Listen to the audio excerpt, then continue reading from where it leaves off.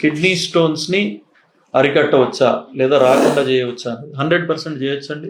Kidney stones అనేవి కూడా mostly మన డైటరీ హ్యాబిట్స్ 90% మనం తినే తిండి వలన, మనం తాగే నీళ్ల వలన, గ్రౌండ్ వాటర్ బట్టి కూడా ఉంటుందన్నమాట.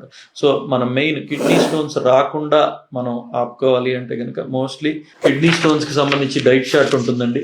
ఈ డైట్ చార్ట్లో ఇంటూ కొట్టున్నాయి అన్నీ కూడా మనం తగ్గించుకోవాలి.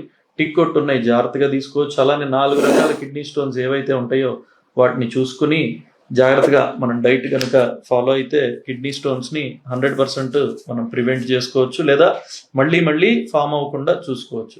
ఒకసారి కిడ్నీ స్టోన్ వచ్చిన వాళ్ళు చాలా జాగ్రత్తగా ఉండాలి. ఆ స్టోన్ని అనాలిసిస్ అంటే మీకు ఒకసారి కిడ్నీ స్టోన్ వచ్చి పడటం కానీ లేదా సర్జరీ అయ్యి ఆ స్టోన్ బయటికి తీయటం కానీ జరిగితే స్టోన్ అనాలిసిస్ అని ఈ మధ్యకాలంలో చేస్తున్నామండి.